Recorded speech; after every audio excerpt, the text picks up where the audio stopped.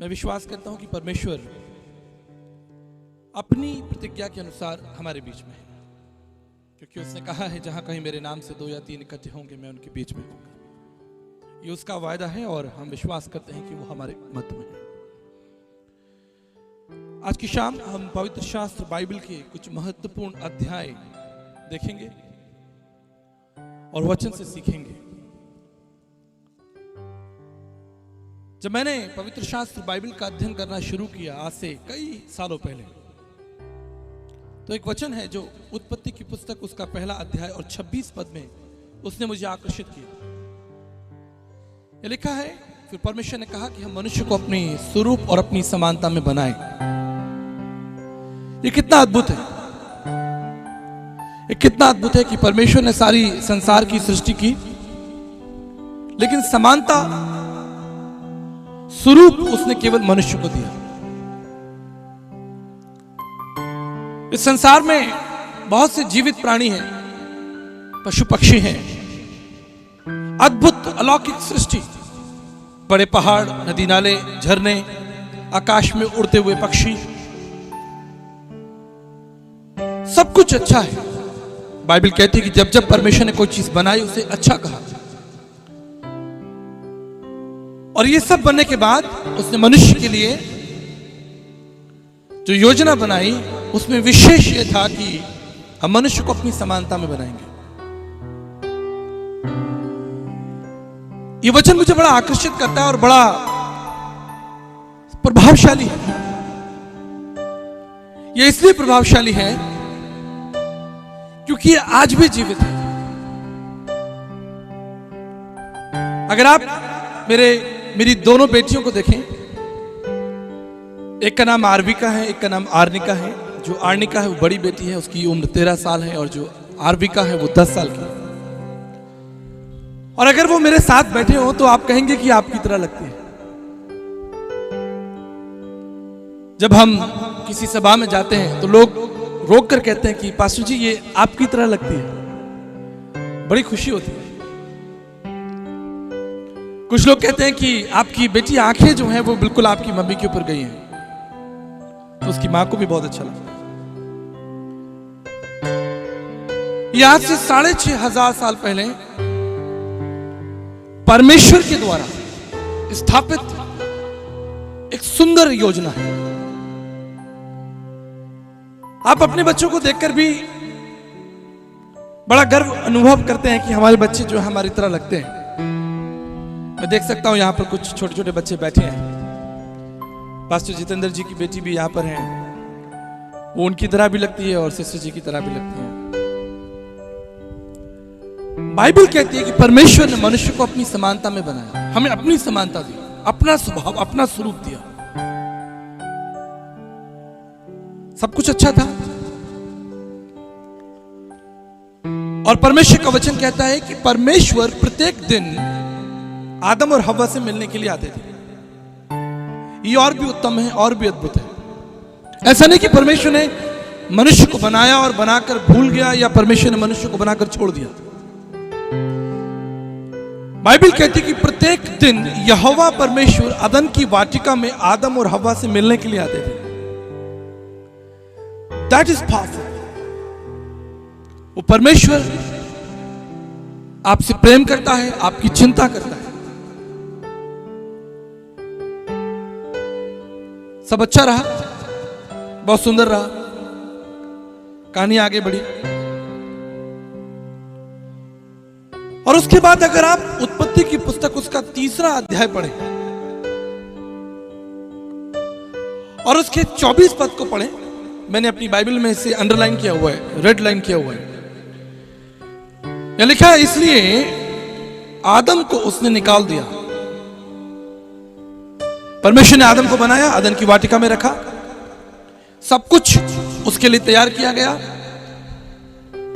पाप आ गया, पाप के द्वारा मनुष्य के परमेश्वर के साथ जो संगति थी वो टूट गई, और उस परमेश्वर को एक निर्णय लेना पड़ा, और ये बहुत भारी निर्णय था। इसमें एक बड़ा दर्शन है, इसे समझिए। बाइबल कहती है कि परमेश्वर प्रेम करने वाला परमेश्वर है। उसने मनुष्य को देखकर अच्छा कहा, उसे अपनी समानता में बनाया, सारी सृष्टि उसने मनुष्य के लिए बनाई। लेकिन अब क्या हो गया कि बाइबल कहती है कि उसने आदम और हव्वा को अदन की वाटिका से निकाल दिया।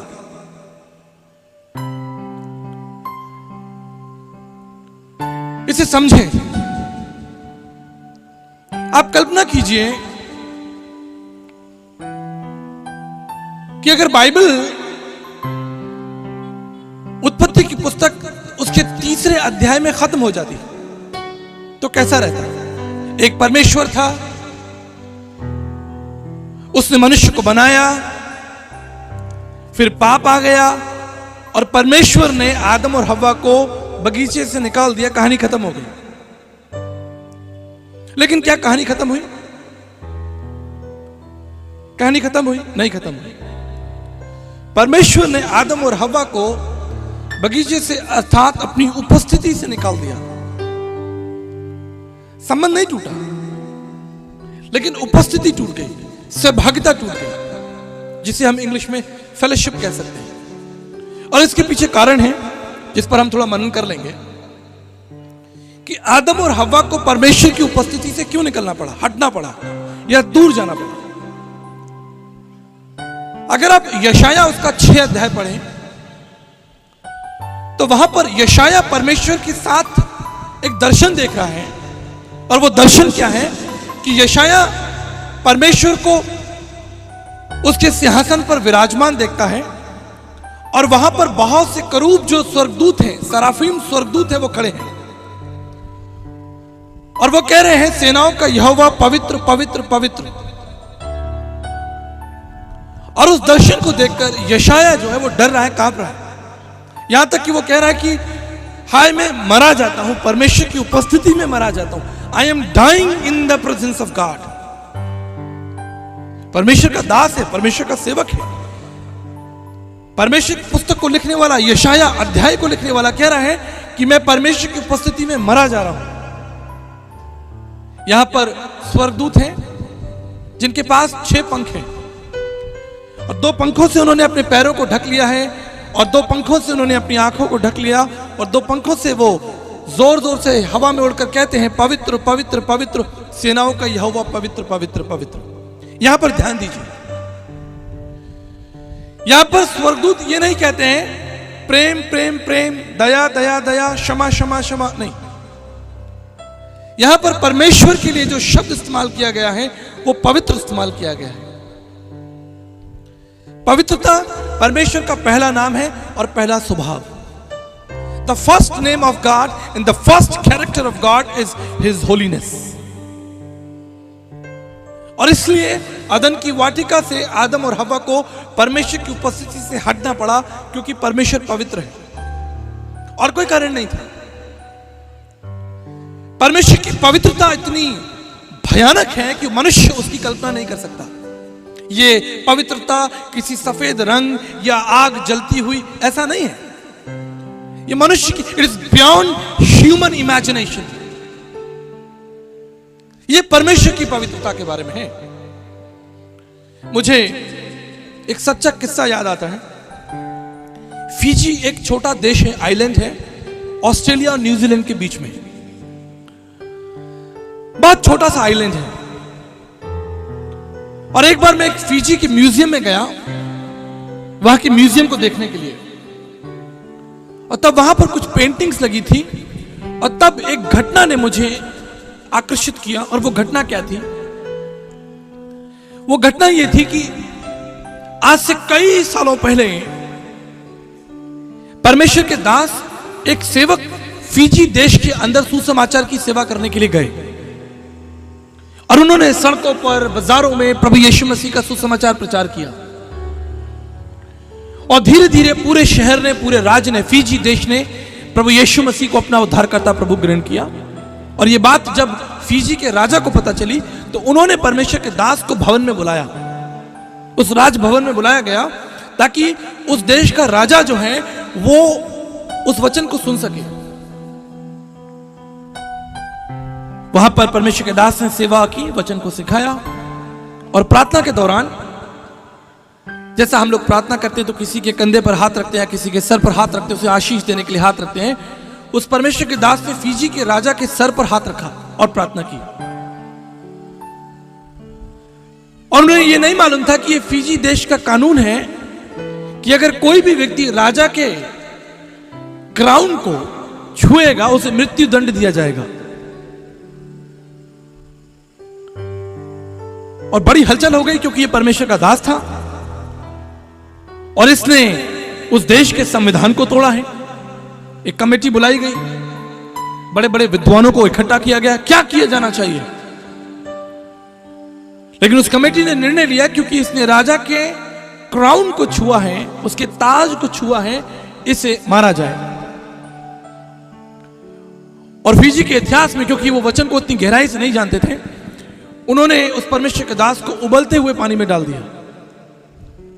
और जब मैं उस घटना को मनन कर रहा था, मैं तुरंत यशाया के बारे में सोचने लगा कि यशाया भी यह कहता है कि मैं परमेश्वर की उपस्थिति में उसकी पवित्रता में मरा जा रहा हूं। इसको समझिए आप। परमेश्वर वैसा नहीं है जैसा आप सोचते हैं या जैसा समाज परमेश्वर के बारे में कल्पना करता है। उस परमेश्वर का पहला स्वभाव है उसकी पवित्रता। महान अगम में सनातन पवित्र है, उसके तुल्य कोई नहीं। इसे दाऊद कहता है, कौन तेरे पर्वत पर चढ़ सकता है, कौन तेरे पर्वत पर चढ़ सकता है, कौन तेरे सामने खड़ा हो सकता है। स्वर्गदूत, यहां तक कि स्वर्गदूतों ने भी अपनी आंखें बंद कर ली। मूसा ने कहा कि परमेश्वर मैं तुझे देखना चाहता हूं। परमेश्वर ने मूसा से कहा कि यदि कोई प्राणी मुझे देख ले तो वो जीवित नहीं बचेगा। इतना वैभवशाली है उसका प्रकाश, उसका तेज इतना प्रभावशाली है।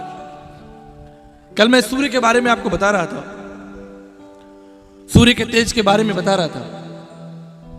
सूर्य का प्रकाश पृथ्वी के लिए कितना महत्वपूर्ण है। जब सूर्य का प्रकाश पृथ्वी पर आता है तो पेड़ पौधे प्रकाश संश्लेषण अर्थात फोटोसिंथेसिस प्रोसेस क्रिएट करते हैं, जिसके द्वारा ऑक्सीजन डेवलप होती है और पेड़ पौधे ग्लूकोज बनाते हैं और वो ग्लूकोज कन्वर्ट होकर फूल में या फल में पैदा हो जाता है। सूर्य का प्रकाश पिछले 6,500 साल से लगातार ये पृथ्वी पर और पृथ्वी के हर हिस्से पर प्रकाश जाता है। आप कल्पना कीजिए कि अगर सूर्य का प्रकाश इतना भयानक है, जिसका कोर टेम्परेचर 5000 डिग्री सेंटीग्रेड है, कोर टेम्परेचर जो बाहरी सतह है वो 5000 डिग्री सेंटीग्रेड है। 5000 समझते हैं आप? 50 डिग्री अगर हमारे शहर में हो जाए तो लोग गर्मी पागल हो जाते हैं। And this is 5000 is a core and more than millions of thousand degree Celsius उसके इनसाइड, उसके भीतर। इसलिए आदम और हव्वा को परमेश्वर की उपस्थिति से हटना पड़ा। लेकिन कहानी यहां खत्म नहीं हुई। हो सकती थी। एक परमेश्वर था जिसने मनुष्य को बनाया, उससे प्रेम किया, मनुष्य ने पाप किया, परमेश्वर ने उसे निकाल दिया, कहानी खत्म हो गई। एक बार एक परमेश्वर के महान दास प्रचार कर रहे थे और मैं उस सभा में था और उन्होंने कहा, A man cannot live without God। एक बड़ी अच्छी किताब भी है कि मनुष्य जो है वो परमेश्वर के बगैर नहीं रह सकता। ये सत्य है। A man cannot live without God। लेकिन आज की शाम मैं इसमें थोड़ा और आगे बढ़ना चाहता हूं। अगर मनुष्य परमेश्वर के बगैर नहीं रहना चाहता, नहीं रह सकता, तो परमेश्वर भी मनुष्य के बगैर नहीं रह सकता। That's a mystery। और ये कहानी खत्म हो सकती थी, लेकिन ये कहानी आगे बढ़ी क्योंकि परमेश्वर भी मनुष्य के बगैर अर्थात आपके बगैर नहीं रहना चाहता। और उसने अपने आप को इस संसार में प्रकट किया। आज मैं उस परमेश्वर के 3 महत्वपूर्ण स्वभाव आपके सामने रखूंगा। उसका जितना वर्णन करूं कम होगा। मैं अगर पूरी रात और पूरे हफ्ते और पूरे महीने भी यहां पर खड़ा रहूं तो हम परमेश्वर की सामर्थ्य, उसके स्वभाव को खत्म नहीं कर सकते। संसार के सारे बुद्धिमान मिलकर भी परमेश्वर को वर्णन नहीं कर सकते। पर 3 महत्वपूर्ण विचार मैं आपके सामने रखूंगा। The Bible says God is a living God. परमेश्वर जीवित है। आप विश्वास करते हैं? आप कल्पना कीजिए कि इस स्थान पर हम सब बैठकर एक ऐसे परमेश्वर के बारे में बात करें जो मरा हुआ हो। हमारे जीवन का लक्ष्य क्या होगा? God is a living God. परमेश्वर जीवित है। और इसे अनुभव कीजिए। 6 नवंबर 1977 को एक रेल दुर्घटना हुई और उस रेल दुर्घटना में मेरे दादाजी का देहांत हो गया। उस ट्रेन में टीटी थे। उस समय टीटी नहीं हुआ करते थे, उस समय ट्रेन में इंस्पेक्टर हुआ करते थे। और खुर्जा रेलवे स्टेशन जो यूपी के अंदर है, वहां पर 2 ट्रेनें आपस में टकरा गई और उस ट्रेन के अंदर मेरे दादाजी की मृत्यु हो गई। जब मेरे पिताजी को फोन आया कि आप आकर अपने पिताजी की, अर्थात उनके पिताजी की पार्थिव शरीर को ले जाइए। जब मेरे पिताजी रेलवे स्टेशन पर पहुंचे और उन्होंने अपने पिता को जमीन पर लेटे हुए देखा, मृत अवस्था में देखा, आप कल्पना कर सकते हैं कि एक जवान व्यक्ति और उसके पिता का पार्थिव शरीर, शव। मेरे पिताजी वहीं टूट गए, रोने लगे। अपने पिता के पार्थिव शरीर को देखकर रोने लगे। बहुत भीड़ इकट्ठी हुई वहां पर। बहुत डरे हुए थे कि अब मेरे जीवन का क्या होगा। यही तो है जो मेरे जीवन के स्रोत थे, जिन्होंने मुझे पाल पोस कर बड़ा किया, जिन्होंने अब तक मुझे संभाला और अब वो संसार को छोड़कर चले गए। लेकिन तब जब वो रो रहे थे, दुखी थे, परेशान थे, उन्हें एक बात याद आई जो उनके पिताजी ने मेरे पिताजी को सिखाई थी और कहा था कि याद रखना कि तुम्हारे मध्य एक जीवित परमेश्वर है। अगर कभी मुझे संसार से जाना पड़े, जो कि निश्चित है, वो जीवित परमेश्वर तुम्हारी अगुवाई करेगा, वो तुम्हारे आगे आगे चलेगा। और यही बात मैंने अपनी दोनों बेटियों को सिखा दिया है। Even if I die someday, the living God will lead you and guide you. जीवित परमेश्वर तुम्हारे आगे आगे होगा। It is His glorious promise. वो जीवित परमेश्वर है। आपकी परिस्थितियां कैसी भी हो सकता है यहां पर कुछ जवान हो जिन्होंने अपने माता पिता को खोया हो। जीवन ऐसे ही चलता है। एक पीढ़ी आती है, सबोपदेशक की पुस्तक में लिखा है, एक पीढ़ी आती है, फिर दूसरी पीढ़ी आती है और जीवन चलता रहता है। लेकिन आपके जीवन की यात्रा में संभव है कि आपके माता पिता, आपके बड़े बुजुर्ग, जिनसे आप प्रीति रखते हो, प्रेम रखते हो, जो आपकी सुरक्षा संरक्षण का कारण हो, अगर उन्हें भी संसार से कभी जाना पड़े, जीवित परमेश्वर हमेशा आपके साथ होगा। आपकी हर परिस्थितियों में आप उससे बात कर सकते हैं, वो आपको उत्तर देगा। He is a living God. याद रखिएगा। दूसरी महत्वपूर्ण बात, वो न केवल जीवित है लेकिन विश्वास योग्य परमेश्वर है।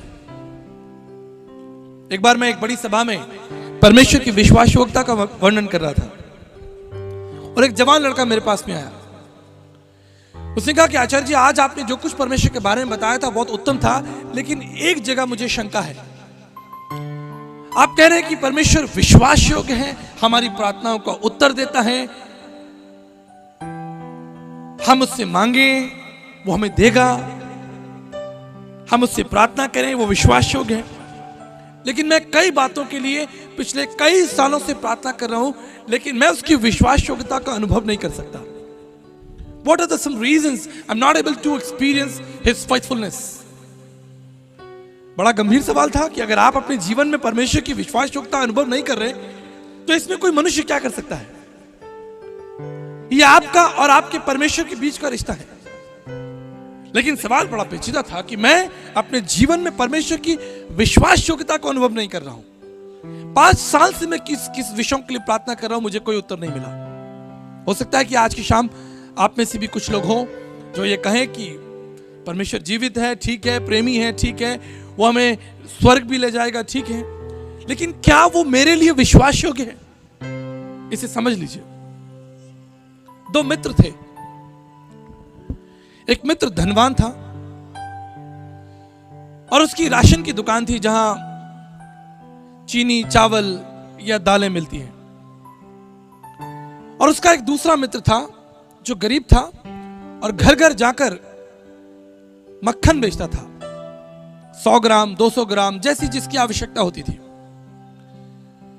और वो कई बार अपने मित्र की दुकान पर जाता और उसे 1 किलो मक्खन देता और उसके बदले में उसे जो चीजें चाहिए थी, जैसे राशन जो चाहिए था, वो उतने का राशन ले लेता। और ये मित्रता और ये व्यापार कई दिनों तक चलता रहा।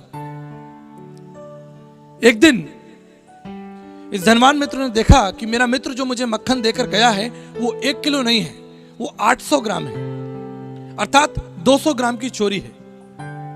तो बड़ा हैरान हो गया। उसने कहा कि कल जब मेरा मित्र मुझे वापस मक्खन देने आएगा तो मैं उसे पकड़ूंगा।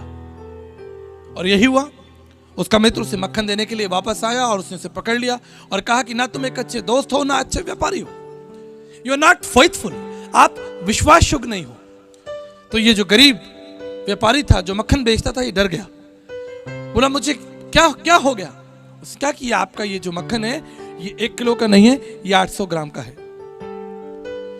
तो ये गरीब व्यापारी रोने लगा, इसकी आंखों में आंसू आ गए। उसने कहा अपने मित्र से कहा कि मेरे मित्र, मैं तुमसे क्षमा चाहता हूं क्योंकि मैं तुम्हारी तरह एक धनवान व्यापारी नहीं हूं और मेरे पास एक अच्छा तराजू नहीं है। I'm not a rich business person like you and I do not have a scale weight machine जिससे मैं अपने मक्खन को तुम्हारे लिए तोल सकूं। मैंने क्या किया था कि मैंने तुम्हारी ही दी हुई एक चीनी को, 1 किलो की चीनी को अपना बाट बनाया था। आप समझ रहे हैं? वो पिछले 6 महीने से उसी की 1 किलो चीनी के पैकेट से अपने मक्खन को तोलकर उसे दे देता था। मेरे प्रियो, अगर किसी वजह से मैं परमेश्वर की विश्वास योग्यता को या आप परमेश्वर की विश्वास योग्यता को अनुभव नहीं कर रहे, रुके, मनन करें, चिंतन करें, अपने जीवन को परखें। वो विश्वास योग्य है इसलिए आप प्रत्येक दिन सूरज को देखते हैं। वो विश्वास योग्य है इसलिए आज भी पृथ्वी में जब कोई बीज बोया जाता है तो वो बीज पेड़ बनकर, फल बनकर पैदा होता है। वो विश्वास योग्य है इसलिए चारों मौसम पृथ्वी पर आते हैं। लेकिन अगर आप विश्वास योग्यता का अनुभव नहीं कर रहे हैं तो इस पर मनन कीजिए, चिंतन कीजिए। He is a living God, He is a faithful God। और तीसरा महत्वपूर्ण प्रभु का स्वभाव, He is a omnipotent God, powerful God। ये मुझे बड़ा आकर्षित करता है। परमेश्वर सामर्थी है, माना कि वो जीवित है, माना कि वो विश्वास योग्य है, लेकिन अगर वो सामर्थी ना हो तो मैं उस परमेश्वर से क्या अपेक्षा रख सकता हूं? क्या मैं उस परमेश्वर से कुछ अपेक्षा रख सकता हूं? नहीं। वो कितना सामर्थी है, हम इस पर मनन करेंगे। इस समय जब आप यहां इस कुर्सी पर बड़े आराम से बैठे हैं, आपको कोई झटका तो नहीं लग रहा? कोई उथल पुथल तो नहीं हो रही? जब आप इस कुर्सी पर बड़े आराम से बैठे हैं, आप 1675 किलोमीटर प्रति घंटे की रफ्तार से घूम रहे हैं। The earth is rotating। ये जो पृथ्वी है ये हवा में घूम रही है। और ना केवल इतना, आप 1,07,000 किलोमीटर 1,07,000 किलोमीटर प्रति घंटे की रफ्तार से सूर्य का भी चक्कर लगा रहे हैं। तो पृथ्वी अपनी धुरी पर भी घूम रही है और पृथ्वी सूर्य का भी चक्कर लगा रही है। अगर एक झटका लग जाए, एक बार बस 10 सेकंड के लिए, ये सारी इमारतें, हवाई जहाज, लोग चलते फिरते सब जमीन पर आ जाएंगे। That is his strength. That is his mightiness. इससे यिर्मयाह कहता है क्या उसके लिए कोई काम कठिन है? देखिए, उस परमेश्वर की महानता के बारे में परमेश्वर के एक दास ने बड़ा सुंदर लिखा। जब आप उस परमेश्वर के लिए मनन करें, चिंतन करें, तो आप उसके सामर्थ्य पर मनन चिंतन जरूर करें। जॉन ग्लेन,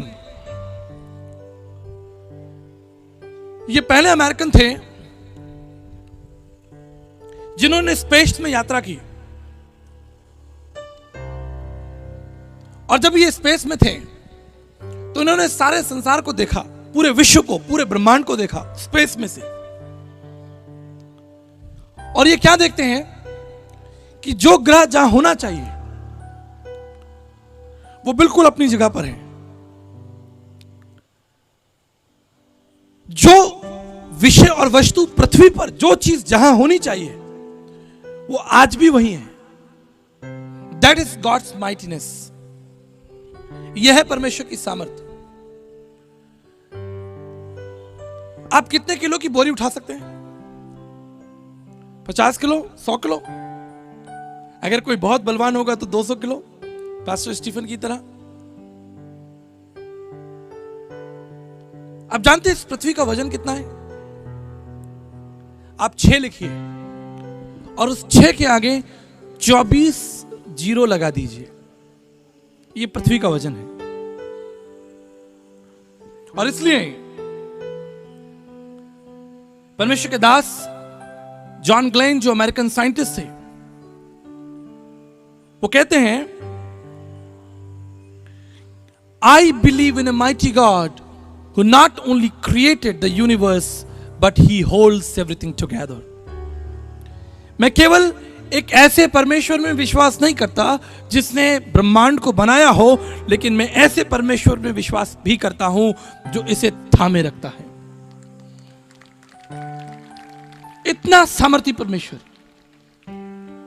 इसी परमेश्वर का वचन कहता है कि क्या तुम मुझे मनुष्यों की तरह सोचते हो? Am I liking a people? क्या मैं लोगों के समान हूं? बहुत से लोग परमेश्वर के साथ चलने का आनंद नहीं उठा पाते क्योंकि वो परमेश्वर की योग्यताओं के बारे में, परमेश्वर के स्वभाव के बारे में मनन नहीं करते। बहुत से लोग परमेश्वर के पास आते हैं अपनी बीमारियां, अपनी तकलीफें लेकर, अपनी समस्याएं, अपनी आंसुओं को लेकर आते हैं और बस सोचते हैं कि परमेश्वर उनके आंसुओं को पोंछ दे और वो अपने घर चले जाएं और आराम से एयर कंडीशन हॉल में सो जाएं। और फिर दूसरे दिन दूसरी समस्या, और वो दूसरी समस्या के साथ परमेश्वर के सामने खड़े हो जाएं। But this evening I want to encourage you. आज की शाम मैं आपको उत्साहित करना चाहता हूं उस परमेश्वर का स्वभाव, उसके सामर्थ और उसके नाम, उसके चरित्र, उसके गुण और उसके स्वभाव के बारे में अध्ययन कीजिए। उसे जानिए, उससे सीखिए। बाइबल कहती है He loved us, उसने पहले हमसे प्रेम किया। उससे पहले हमसे प्रेम किया और अपनी समानता में बनाया। पहला यूहन्ना 4:19 ये मुझे हमेशा आकर्षित करता है। पहले उसने हमसे प्रेम किया।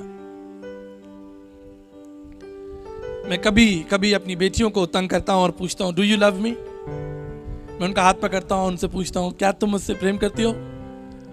तो मेरे बच्चे कहते हैं, हम करते हैं, आपसे प्रेम करते हैं। क्यों? आप जानते हैं क्यों? क्योंकि पहले मैंने उनसे प्रेम किया। जब वो छोटे बच्चे थे, हम उन्हें घर लाए। उन्होंने पहले दिन से हमें देखना शुरू किया, ये कौन है, समझना शुरू किया। मेरी पत्नी उन्हें खाना देती, उन्हें साफ करती, उन्हें कपड़े पहनाती, और धीरे धीरे वो बच्चे हमें पहचानने लगे। They started understanding ये कौन है जो हमेशा हमें गोदी में उठाए फिरते हैं, जगह जगह ले जाते हैं, हमें सुलाते हैं, हमें उठाते हैं, हमें खिलाते हैं। ये कौन है? ठीक इसी तरह अगर आज आप परमेश्वर से प्रेम करते हैं, इसके पीछे कारण है क्योंकि पहले परमेश्वर ने आपसे प्रेम किया है। उसका प्रेम पहला है। और देखिए, जब पाप आ गया तो उसने अपने दरवाजे बंद नहीं कर लिए। अब आदम और हव्वा परमेश्वर के पास नहीं आ सकते, लेकिन परमेश्वर आदम और हव्वा के पास में जा सकता है। उसने अपने आप को शून्य कर दिया, उसने अपने आप को शून्य कर दिया, अपनी महिमा, अपने वैभव, अपने प्रकाश को शून्य कर दिया। यह अलौकिक है, यह महान है। उसने अपने तेज को कम कर दिया। यह वही परमेश्वर है जिसने मूसा से कहा कि अगर कोई प्राणी मुझे देख ले तो वो जीवित नहीं रहेगा। यह वही परमेश्वर है जिसके बारे में लिखा है कि उसके सामने स्वर्गदूत अपनी आंखें बंद कर लेते हैं। और आज यह परमेश्वर मनुष्यों के बीच में चल रहा है। आज यह परमेश्वर कोड़ियों को छू रहा है, कोड़ी उसे छू रहे हैं, अंधे उसे छू रहे हैं, भीड़ उसके ऊपर गिरी पड़ रही है, धक्का मुक्की हो रही है। मछुआरों के साथ वो उस किश्ती में बैठकर समुद्र और नदियों में जा रहा है, जिसे कोई देख नहीं सकता, जिसे कोई छू नहीं सकता, जिसके निकट कोई नहीं जा सकता, आज वो हमारे निकट है। That's a mystery। ये रहस्य है। इस रहस्य को समझिए। इस रहस्य में ही हमारे लिए अनंत जीवन है, इस रहस्य में ही हमारे लिए मुक्ति है, इस रहस्य में ही हमारे लिए स्वर्ग है। The God became man and dwelt among us। परमेश्वर मनुष्य बन गया और हमारे बीच में उतर आया। मेरे प्रियो, दो वचन मैं आपके सामने रखता हूं। व्यवस्था विवरण उसका 10 अध्याय 14 पद और भजन संहिता 24:1। यहां लिखा है, सुन, स्वर्ग और सबसे ऊंचा स्वर्ग और जो कुछ उसमें है वो यहोवा परमेश्वर का है। स्वर्ग और सबसे ऊंचा स्वर्ग। जो लोग हवाई जहाज में यात्रा करते हैं वो जानते हैं कि जब हवाई जहाज 35,000 फुट पर चला जाता है तो वहां ऑक्सीजन नहीं होती, लेकिन फ्लाइट का जो मैकेनिकल सिस्टम है उसके अंदर आपके लिए ऑक्सीजन है और आप बड़ी आराम से वहां बैठकर दाएं बाएं देखिए, आप देखेंगे कि वहां पर चारों तरफ बादल ही बादल हैं। स्वर्ग वहां से शुरू हो जाता है। जब पृथ्वी की सीमा समाप्त है वहां से स्वर्ग शुरू हो जाता है। और सबसे ऊंचा स्वर्ग जहां परमेश्वर विराजमान है और जो कुछ इस ब्रह्मांड में है वो सब किसका है? यहोवा परमेश्वर का है। Everything belongs to God. इस ब्रह्मांड के अंदर लाखों करोड़ों अरबों ग्रह और उपग्रह हैं जिन्हें आप काउंट नहीं कर सकते।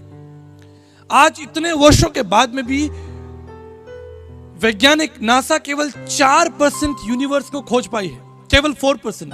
96%, 96% ब्रह्मांड जो है वो अगम्य है और उसे कभी कोई व्यक्ति नहीं जान सकता। इतना विराट है। परमेश्वर ने मनुष्य को अलाउ किया कि थोड़ा बहुत जान सकें ताकि हम उसकी महिमा कर सकें। जब मैं एस्ट्रोफिजिक्स इन कॉस्मोलॉजी अध्ययन करता हूं तो मैं कई प्रकार के ग्रहों के बारे में अध्ययन करता हूं, कई प्रकार के नक्षत्रों के बारे में, मिल्की वेज के बारे में, एंड्रोमेडा जो गैलेक्सीज हैं उसके बारे में अध्ययन करता हूं। यह विराट है, यह मनुष्य की सोच से बढ़कर है। आप कल्पना नहीं कर सकते कि इस पूरे ब्रह्मांड में कितने ग्रह और उपग्रह हैं और आप पृथ्वी पर घमंड करते हैं। लोग अपने छोटे छोटे देश बनाकर लकीरें खींचकर घमंड करते हैं, ये मेरा देश, ये उसका देश। मैं आपको बताना चाहता हूं कि अगर पटियाला शहर के अंदर एक सुई छिपा दी जाए, क्या आप उसे ढूंढ सकते हैं? मान लीजिए पूरे पटियाला शहर के अंदर कहीं सुई छुपा दी जाए और आपसे कहा कि जाकर उस सुई को ढूंढिए, क्या आप ढूंढ पाएंगे? कभी नहीं ढूंढ पाएंगे। ना जाने वो किसी नाले के अंदर पड़ी हो, किसी मैदान के अंदर पड़ी हो। ठीक इसी तरह पूरे ब्रह्मांड में, पूरे विश्व में पृथ्वी की स्थिति ऐसी ही है। पृथ्वी कोई बहुत बड़ा ग्रह नहीं है, इससे बड़े बड़े ग्रह हैं। आप 13 लाख पृथ्वियां, 13 लाख पृथ्वी सूर्य के अंदर डाल सकते हैं, अर्थात सूर्य पृथ्वी से 13 लाख गुना बड़ा है, 13 लाख गुना बड़ा। और हम छोटी मोटी जमीनों के लिए लड़ाई लड़ते हैं। ये मटर के दाने के जैसा है। जैसे आपके सामने एक मटर का दाना है, ठीक इसी तरह परमेश्वर के सामने ये पृथ्वी मटर के दाने से भी छोटी है, कुछ नहीं है। कॉस्मोलॉजिकल स्टडीज के अकॉर्डिंग भी पृथ्वी कोई बहुत बड़ा ग्रह नहीं है।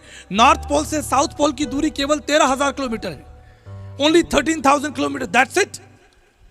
ये कोई बहुत बड़ा ग्रह नहीं है, इससे बड़े बड़े ग्रह हैं, इससे लाखों। वीनस की बात कीजिए, आप कैंकरी 55 की बात कीजिए। अगर मैं इसको बखान करूं तो पूरी रात हो जाएगी, मुझे वचन पर वापस आना पड़ेगा। इतना सामर्थी परमेश्वर है जिसके कह देने से यह पूरा ब्रह्मांड अस्तित्व में आ गया और पृथ्वी पर उसने जीवन दिया। जीवन केवल पृथ्वी पर ही है, इसलिए क्योंकि पृथ्वी पर जो पानी है वो 3 फॉर्म में है, सॉलिड है, लिक्विड और गैस। पूरे यूनिवर्स में किसी भी प्लेनेट के ऊपर पानी इस प्रक्रिया में नहीं है। पूरे यूनिवर्स में कहीं भी आप किसी ब्रह्मांड में जाकर आप बीज बोएंगे, वहां पर पेड़ पैदा नहीं होगा, क्योंकि ये आशीष केवल पृथ्वी को परमेश्वर ने दी है। कितना प्रेम वो आपसे करता है, कितनी चिंता वो आपकी करता है। उसने आपके लिए बिल्कुल एक सही ग्रह बनाया है जिस पर आप जीवित रह सके। आप सोचिए कि अगर सूर्य पृथ्वी के थोड़े पास हो तो आप जल जाएंगे, अगर सूर्य पृथ्वी से दूर चला जाए तो ये पूरी पृथ्वी ठंडी हो जाएगी और आप मर जाएंगे। What a right calculation. 15 crore kilometre की दूरी पर परमेश्वर ने सूर्य को स्थापित किया ताकि ये आपको उतना प्रकाश दे जितना आपके लिए जरूरत है। यह है परमेश्वर की सामर्थ्य, यह है उस परमेश्वर की भव्यता।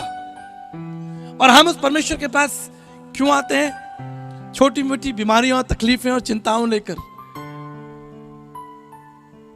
बाइबल कहती है वचन संहिता उसके 14 अध्याय में कि उसने स्वर्ग से दृष्टि की कि कोई मनुष्य है जो उसे जानना चाहता है, उसे ढूंढता है। He is a mighty God. He is a powerful God.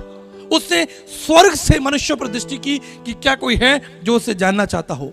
मेरे प्रियो, आज मनुष्य की परिस्थिति देखिए, मनुष्य की परिस्थिति देखिए। कई सालों पहले मुझे बॉम्बे में मेरे एक मित्र राजेश खन्ना जी का घर दिखाने ले गए। एक बड़ी कोठी, सफेद रंग का बड़ा घर जिसका नाम था आशीर्वाद। अब वो नहीं है, उसे तोड़ दिया गया, उसे नष्ट कर दिया गया। आप कल्पना कीजिए कि एक फिल्म एक्टर जिनका नाम राजेश खन्ना था, उन्होंने उस घर को बनाने के लिए कितनी मेहनत की होगी, कितने करोड़ों रुपए लगाकर उस घर को बनाया होगा। लेकिन एक दिन मृत्यु आई और उन्हें ले गई। जब उनकी मृत्यु हो गई तो कई लोग उस घर के दावेदार निकल आए। लोगों ने कहा कि ये घर हमारा है, किसी ने कहा ये हमारा घर है। उस घर के लिए छीना झपटी हुई और अंततः एक बड़ा फैसला लिया गया, उसको बेचकर उसे तोड़ दिया गया। अब वो घर वहां नहीं है। मनुष्य इस पृथ्वी पर जो कुछ परिश्रम कर रहा है, जो कुछ परिश्रम कर रहा है, वो सब व्यर्थ है, सब व्यर्थ है। आपके शरीर के लिए, आपकी आवश्यकताओं के लिए जो कुछ जरूरी है, उतना परमेश्वर यहोवा आपको देने में सक्षम और योग्य है पहले दिन से, पहले दिन से। लेकिन आज मनुष्य इकट्ठा कर रहा है। मैं चंगेज खान के बारे में अध्ययन कर रहा था। कितने लोग चंगेज खान को जानते हैं? He was a mighty king. और उसने एक निर्णय लिया कि मैं इस पूरी पृथ्वी पर राज्य करूंगा। और आप जानते हैं, वो अपने इस विषय में थोड़ा कामयाब भी रहा। पृथ्वी के 2/3 हिस्से पर चंगेज खान की हुकूमत थी। एक दिन मृत्यु आई और उसे ले गई। आज ना चंगेज खान है, ना उसके लोग हैं, ना उसका राज्य है। परंतु बाइबल में लिखा है परमेश्वर और उसका राज युगानुयुग बना रहेगा।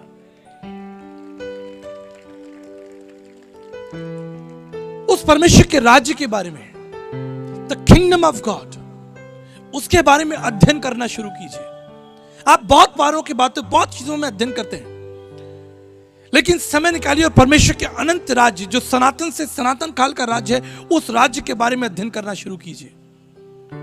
आज सुबह मैं चर्च में बता रहा था कि हमारा परमेश्वर सब बातों का परमेश्वर, वो आपकी चिंताएं, आवश्यकताओं को जानता है।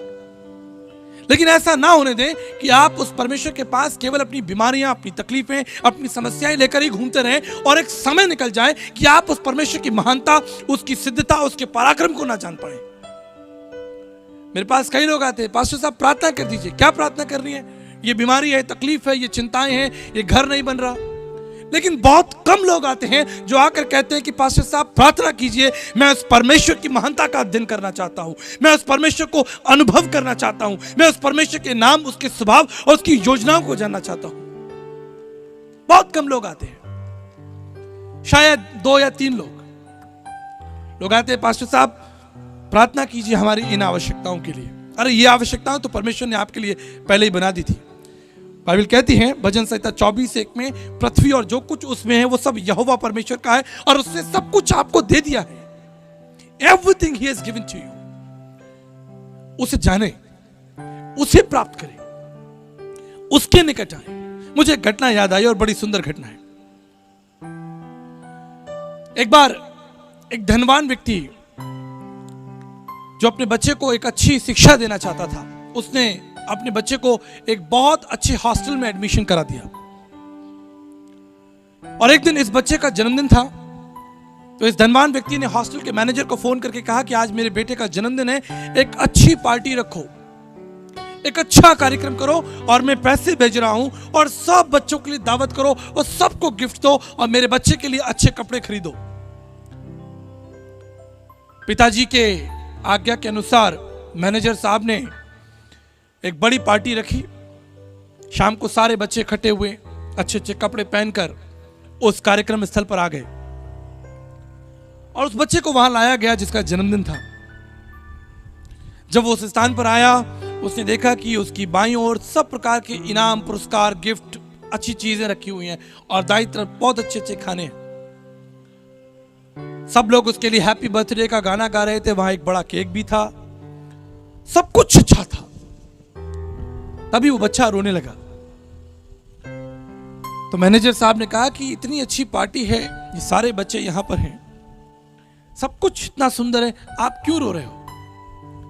उस बच्चे ने अपने जेब में हाथ डाला और अपने पिता का फोटो निकाला और कहा कि काश इस स्थान पर मेरे पिताजी होते, मुझे गले लगाते, मुझे प्यार करते, क्योंकि ये सब चीजें उन्हीं के द्वारा ही हैं।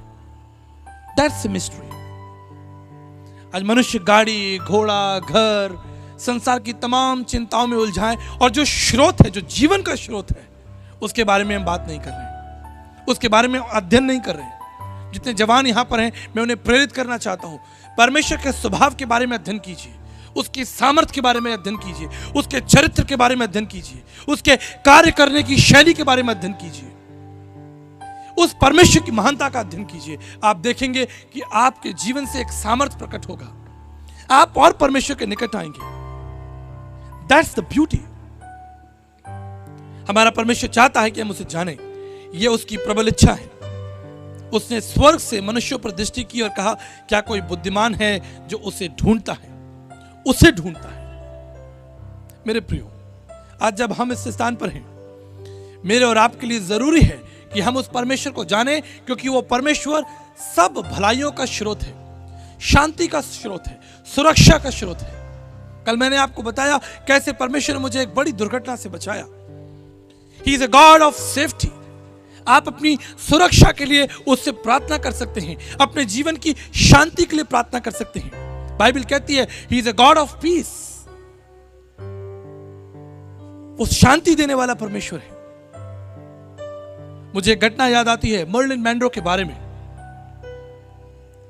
कहा जाता है कि मर्लिन मैनरो अमेरिका की सबसे खूबसूरत अभिनेत्री थी। She was a film actress. उसे बड़ी बड़ी सभाओं में बुलाया जाता। हजारों लोग मर्लिन मैनरो को देखने के लिए आते, उसके साथ फोटो खिंचाने के लिए आते। एक दिन अमेरिका के राष्ट्रपति ने मर्लिन मैनरो के लिए एक बड़ा कार्यक्रम रखा। उस कार्यक्रम में वो चीफ गेस्ट थी। वो आई, लोगों ने उसके साथ फोटो खींचे, लोग बहुत खुश हुए मर्लिन मैनरो को बड़ी नजदीकी से देखकर, और उसके बाद वो चली गई। ठीक ऐसे ही एक दूसरे कार्यक्रम में मर्लिन मैनरो को दूसरे दिन जाना था। उसके ऑफिसर्स आए, उन्होंने दरवाजा खटखटाया, मैडम क्या आप तैयार हैं, हमें एक बड़े कार्यक्रम के लिए जाना है। दरवाजा नहीं खोला गया, दरवाजा खटखटाया गया। अंततः लोगों को शक हुआ कि जरूर कोई खतरे वाली बात है। दरवाजा तोड़कर लोग अंदर पहुंचे और उन्होंने देखा कि मर्लिन मैनरो, जो एक बहुत धनवान, एक खूबसूरत महिला थी, उसने अपने जीवन का अंत कर लिया। इससे पहले वो अपने जीवन का अंत कर रहे, उसने एक पत्र लिखा। उसने कहा, वो मेरे पास सब कुछ है जो मनुष्य चाहता है, सिवाय एक चीज, मेरे जीवन में शांति नहीं है। I do not have piece in my life. परमेश्वर का वचन प्रभु यीशु मसीह, बाइबल कहती है, जब वो स्वर्ग में जा रहा था, उसने अपने हाथों को उठाया और कहा कि मैं तुम्हें अपनी शांति दिए जाता हूं जो संसार तुम्हें नहीं दे सकता। I give you my peace. उसकी शांति आपको सुरक्षा देगी। स्टीव जॉब्स, आप में से कितने लोग एप्पल का फोन यूज करते हैं? एक महान वैज्ञानिक जिसने अपना सारा समय एप्पल कंपनी में लगा दिया, बेहतर से बेहतर फोन तैयार करने में। उसके जीवन का एक लक्ष्य था कि मैं दुनिया के हर एक आदमी के हाथ में एप्पल फोन दूं। That was his commitment. मैं सबसे सामर्थी, सबसे ताकतवर टेक्नोलॉजी दूंगा जिसके आगे सारी कंपनियां फेल हो जाएंगी। उसने दिन रात मेहनत की और बेहतर से बेहतर एप्पल फोन्स या एप्पल कंप्यूटर्स तैयार किए। एक दिन अचानक पता चला कि उसे कैंसर है। उसे हॉस्पिटल में एडमिट करा दिया गया। डॉक्टर ने कहा कि मिस्टर स्टीव, आपके पास अब बहुत कम समय है। आप इस संसार में केवल कुछ दिनों के मेहमान हैं। आप जानते हैं, अपने उस मृत्यु शैया पर जब वो उस स्थान पर लेटा था, उसने एक खत लिखा। उसने कहा कि मैंने अपना सारा जीवन इस टेक्नोलॉजी को, इस साइंस को, इस विज्ञान को, इस व्यापार को दे दिया, और अब जब मैं मर रहा हूं, मैं परमेश्वर के बारे में सोच रहा हूं। मेरे प्रियो, राजा सुलेमान कहता है, हे जवान, अपनी जवानी के दिनों में अपने सृजनहार परमेश्वर को याद कर ले। जब तू जवान है, देख सकता है, चल सकता है, दौड़ सकता है, सुन सकता है, उस परमेश्वर के बारे में बात कीजिए, उसके बारे में सोचिए, लिखिए, उसको जानिए। एक समय आएगा जब आपका शरीर आपका साथ छोड़ेगा। आप पढ़ना चाहेंगे लेकिन नहीं पढ़ पाएंगे, आप सुनना चाहेंगे, आप ऐसी सभाओं में जाना चाहेंगे, लेकिन आपके पास बल नहीं होगा। इसलिए राजा दाऊद कहता है, जवान, जब तू जवान है, अपनी जवानी में ही उस सृजनहार परमेश्वर को जान ले। हमारे पास कितना सुंदर विकल्प है, कितना सुंदर समय है। आज हम उस परमेश्वर के बारे में बात करें। मेरे प्रियो, उस परमेश्वर के निकट आइए। उसके पास जीवन है, उसके पास अनंत जीवन है। आप जानते हैं, हम जिस यीशु के बारे में बात कर रहे हैं, उसके बारे में मैंने कुछ महत्वपूर्ण पद लिखे हैं जो वचन से है। कुलुस्सियों उसका 2 अध्याय और उसके 2 पद में लिखा है, परमेश्वर पिता का भेद अर्थात मसीह को पहचान ले। यह परमेश्वर की आज्ञा है आपके लिए। मैंने कल भी बताया था, परमेश्वर किसी व्यक्ति को सलाह नहीं देता, तुम ऐसा करके देखो। यह उसकी आज्ञा है कि परमेश्वर पिता का भेद अर्थात प्रभु यीशु मसीह को हर एक व्यक्ति पहचान ले। यीशु मसीह कौन है? वो इस संसार में क्यों आया? Why he dwelt? वो इस संसार में मनुष्य बनकर क्यों आया? किसी ने कहा कि यीशु मसीह संसार में अनंत जीवन देने आया, मुक्ति देने आया, पापों को क्षमा करने आया। क्या वो ये सारे काम स्वर्ग में बैठकर, सिंहासन पर बैठकर नहीं कर सकता था? कितना आसान था। जैसे उसने कहा प्रकाश हो, प्रकाश हो गया। इसी तरह वो सारी पृथ्वी के पापों को क्षमा कर देता। आपको अनंत जीवन स्वर्ग से बैठकर ही दे देता। लेकिन इसके सिद्धांत को समझिए, इसके सिद्धांत को समझिए कि वो संसार में मनुष्य बनकर क्यों आया, इसकी आवश्यकता क्या थी। आप कल्पना कीजिए कि अगर आपका कोई मित्र जिससे आप बहुत प्रेम करते हो और अगर वो किसी संकट में हो, किसी दुर्घटना में हो, आप क्या करेंगे? जिससे आप बहुत प्रेम करते हैं, जिससे आप कम प्रेम करते हैं, उससे आप एक व्हाट्सएप कर देंगे, मैसेज कर देंगे, एक फोन कर देंगे।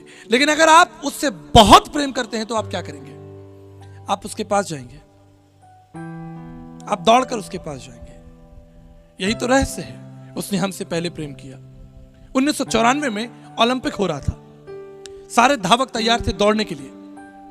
400 मीटर की दौड़ थी। डेरिक रेडबॉर्न नाम का एक धावक था जो उस दौड़ को जीतना चाहता था। दौड़ शुरू हुई, सारे धावक दौड़ने लगे।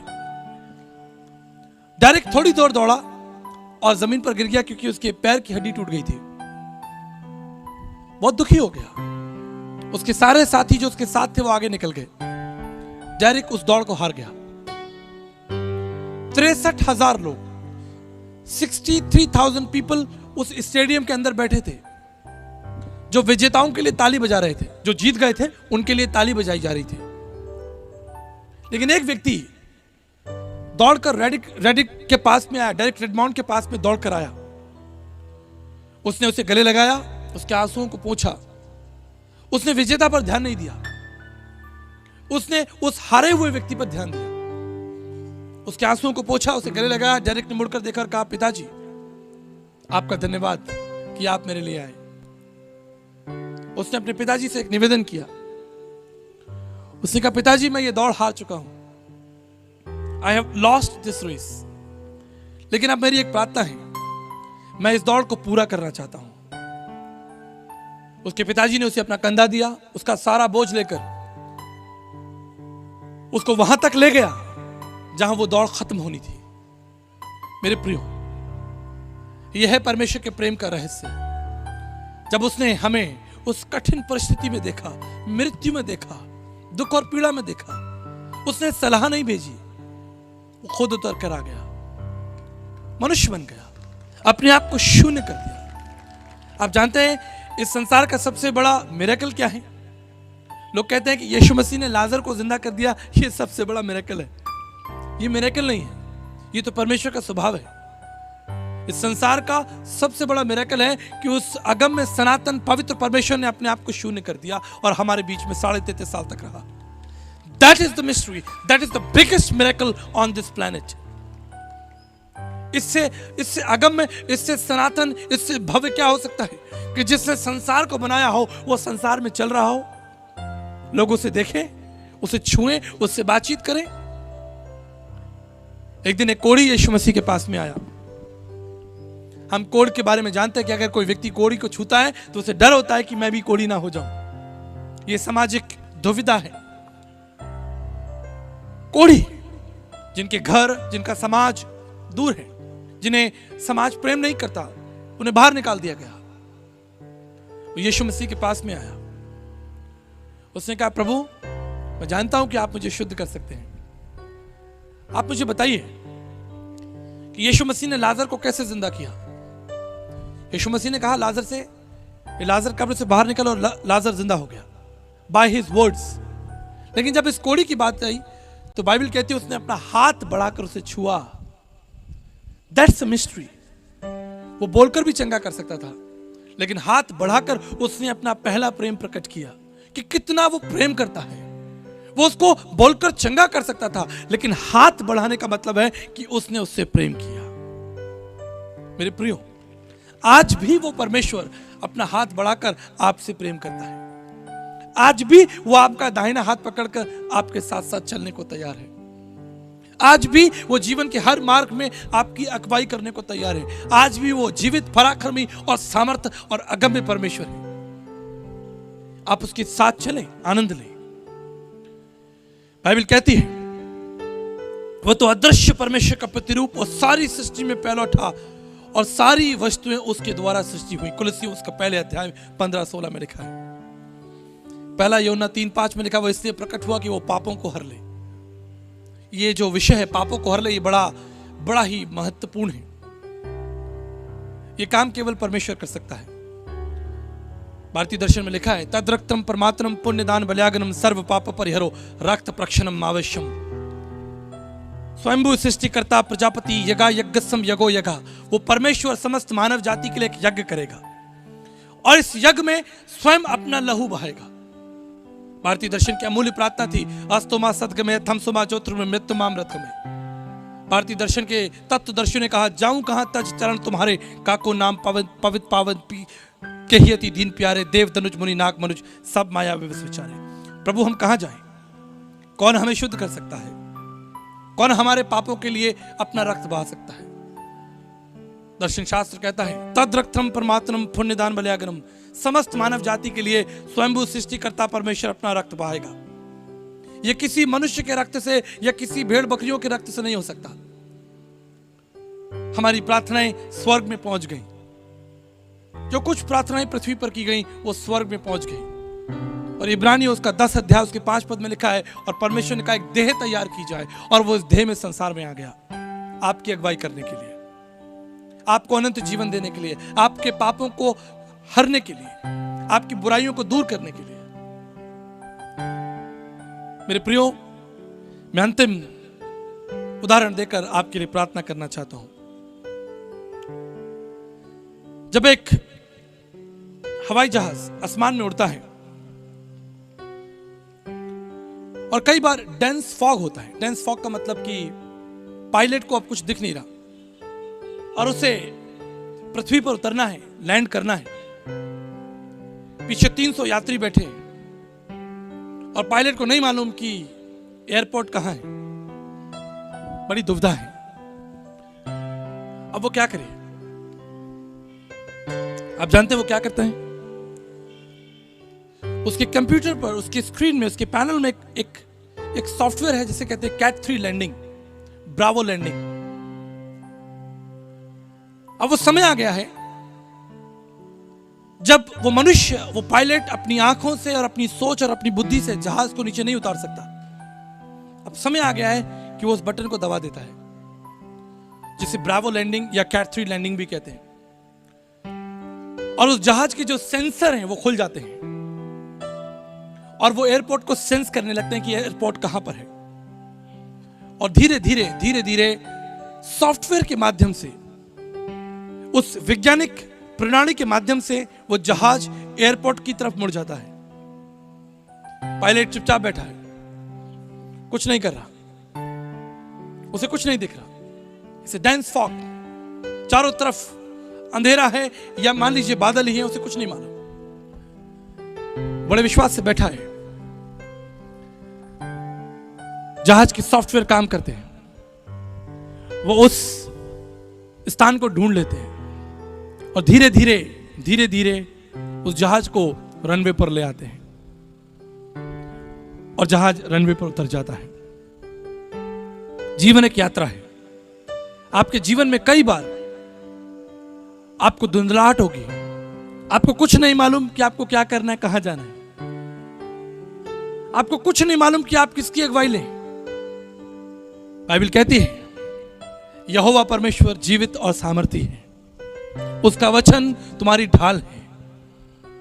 नीति वचन 3:5 में लिखा है, संपूर्ण मन से यहोवा परमेश्वर पर विश्वास रख, वो तेरे लिए सीधा मार्ग निकालेगा। वचन संहिता 32:8 में लिखा है, the God will lead you and guide you and strengthen you. जीवन एक यात्रा है। उस परमेश्वर का स्वागत कीजिए, उसके साथ चलिए। मुझे मालूम है कि जब आप यहां बैठे हैं, आपके पास बहुत सी छोटी छोटी समस्याएं होंगी, पारिवारिक, मानसिक, आर्थिक बीमारियां। लेकिन मैं आज आपको उत्साहित करना चाहता हूं कि आज आप अपने बारे में सोचना छोड़कर उस परमेश्वर की महानता के बारे में मनन करना शुरू कीजिए। मैं आपको गारंटी देता हूं, विश्वास दिलाता हूं, आपकी आधी से ज्यादा समस्याएं परमेश्वर की महानता का अध्ययन करने से ही चली जाएंगी। आधी बीमारियां, आधी समस्या और उससे भी अधिक परमेश्वर के स्वभाव पर मनन करने से ही चली जाएंगी। आप अपने आप को हल्का और मजबूत पाएंगे। आप अध्ययन करके देखिए, ऐसी डायरियां बनाइए, उसके बारे में लिखिए। मैं आपकी बाइबल देखकर बता सकता हूं आप परमेश्वर से कितना प्यार करते हैं। Let me tell you very frankly, आपकी बाइबल बताएगी कि आप परमेश्वर से कितना प्रेम करते हैं।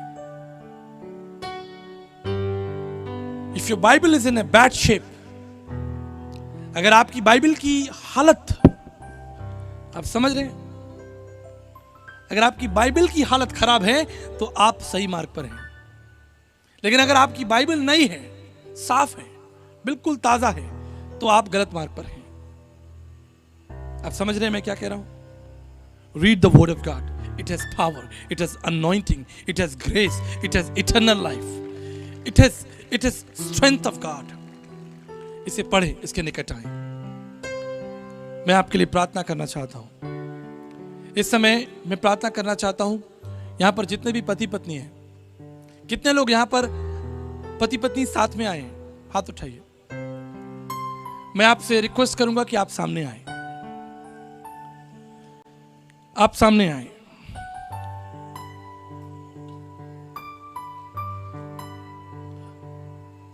आज हम रिश्तों की चंगाई के लिए प्रार्थना करेंगे। पति पत्नी के लिए प्रार्थना करेंगे। आगे आइए, जितने भी यहां पर कपल्स हैं सामने आए। आप हाथ पकड़े, अपने जोड़े से आप खड़े हो जाएं, आराम से आए। There's a lot of space.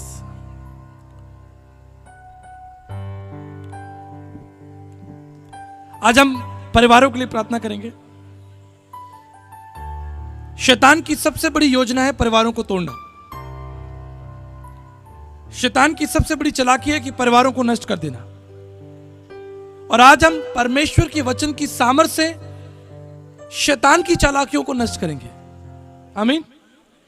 हम प्रार्थना करेंगे कि हमारे वैवाहिक जीवन में, हमारे परिवार में, गॉड लव्स फैमिली। उसने जब संसार को बनाया तो पहले चाचा भतीजे नहीं बनाए, बुआ फूफा नहीं बनाया, उसने सबसे पहले पति पत्नी को बनाया और उसके द्वारा परमेश्वर ने संसार को ब्लेस किया। इसलिए अपने जीवन साथी के प्रति, अपने परिवार के प्रति आपकी बड़ी जिम्मेदारी है, बड़ी जवाबदेही है। आपकी पहली कलीसिया आपका परिवार है। आपके बच्चे, आपकी पति पत्नी मिलकर, बाइबल कहती है दो दो करके आगे जाना। कई बार हम सोचते हैं कि दो दो करके पास्टर्स आगे चले जाएं, लेकिन वहां आप सीख सकते हैं कि आप पति पत्नी के रूप में भी आगे जा सकते हैं। That's God's favour. आइए आज हम आपके वैवाहिक जीवन के लिए, आपके पारिवारिक जीवन के लिए प्रार्थना करेंगे। प्रभु परमेश्वर, मैं धन्यवाद करता हूं पिता, इस समय जब आपके प्रिय लोग, हमारे प्रिय लोग प्रभु जी इस परिवार के रूप में यहां खड़े हैं, हम इन्हें यीशु मसीह के नाम से ब्लेस करते हैं पिता परमेश्वर। आप प्रार्थना करें इस वक्त अपने अपने जोड़े के लिए। आप पति अपनी पत्नी के लिए प्रार्थना करें और पत्नी अपने पति के लिए प्रार्थना करें। उनके जीवन के लिए धन्यवाद दें। ऊंचा ऊंचा बोलकर आप धन्यवाद दे सकते हैं। मुंह खोलकर अपने परिवार के लिए प्रार्थना करें, धन्यवाद करें। Yes Lord, we worship you master. हम प्रार्थना करते हैं प्रभु जी, हम अपने परिवारों को यीशु मसीह के नाम से ब्लेस करते हैं, कवर करते हैं, आपके लहू में छिपाते हैं। शैतान की कोई भी चालाकी हमारे परिवार में, हमारे जीवन में, हमारे पारिवारिक जीवन में नष्ट ना करने पाए प्रभु जी। हम प्रार्थना करते हैं प्रभु, आपके लहू का बाड़ा बांधते हैं प्रभु। हम आपकी सामर्थ को प्रभु जी अपने परिवार में बोलते हैं, आपकी शांति को, आपकी सुरक्षा को हम अपने परिवार में बोलते हैं प्रभु जी। अगर हमारी वजह से कभी कोई ऐसी बात होती है जो हमारे हस्बैंड को या वाइफ को निराश करती है, उसके लिए हम क्षमा भी मांगते हैं। हम ब्लेस करते हैं प्रभु जी अपने परिवारों को। धन्यवाद करता हूं प्रभु जी। मैं प्रार्थना करता हूं हमारे प्रिय भाई बहनों को आप ब्लेस करें, उनके परिवारों को ब्लेस करें पिता। और हम जानते हैं कि पिता परमेश्वर, आपने नूह और उसके परिवार के द्वारा इस संसार में वापस सृष्टि को पैदा किया। You are a God of family master. आपने अब्राहम को और सारा को ब्लेस किया पिता परमेश्वर। हम प्रार्थना करते हैं प्रभु जी, जिस तरह आपने अब्राहम और सारा को ब्लेस किया पिता परमेश्वर, आपने नूह और उसके परिवार की सुरक्षा की, ठीक इसी तरह पिता यहाँ उपस्थित हर एक भाई बहन जो अपने परिवार के साथ खड़ा है, यीशु मसीह के नाम से ब्लेस हो पिता परमेश्वर।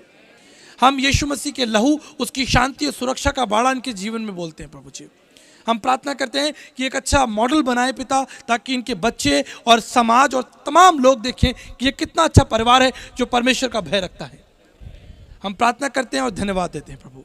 सारी महिमा और आदर आपके पुत्र प्रभु यीशु मसीह को देकर इस प्रार्थना को आपके पुत्र यीशु मसीह के नाम से मांग लेते हैं, आमीन।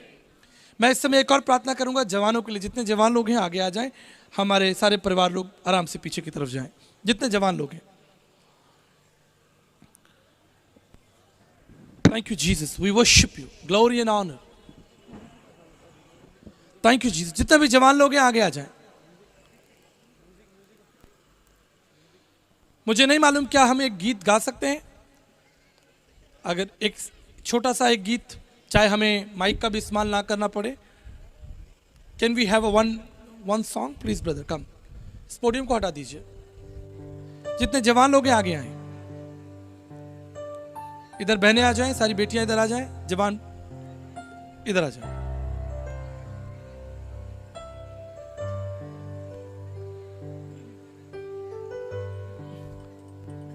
आपको मालूम है जब यीशु मसीह बालक था, जब उस केवल 12 साल का था, वो कहां था? मंदिर में बैठा था।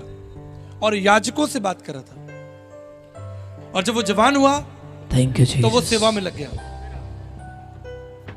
बाइबल कहती है, यीशु मसीह ने कहा, father I have brought the glory to you by finishing the work you gave me to do. पिता, जो काम तूने मुझे दिया है उससे पूरा करके मैंने तेरी महिमा की है। आपका जीवन परमेश्वर की महिमा के लिए होना चाहिए।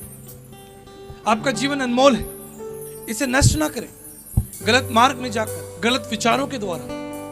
Use your life for the gods glory. अपने जीवन को परमेश्वर की महिमा के लिए इस्तेमाल कीजिए, उसके बारे में जानिए, सीखिए। मैं आपके लिए प्रार्थना करूंगा।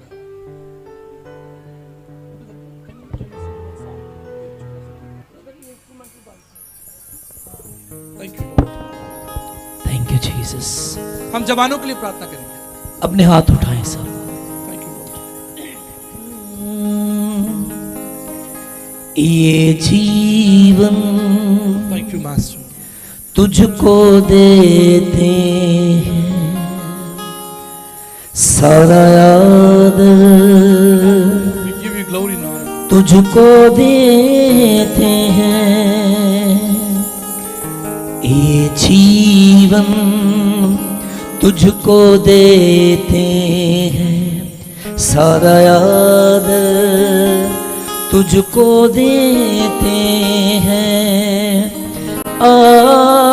प्रभु मेरे जीवन में अपनी सामर्थ्य भर दे मुझे।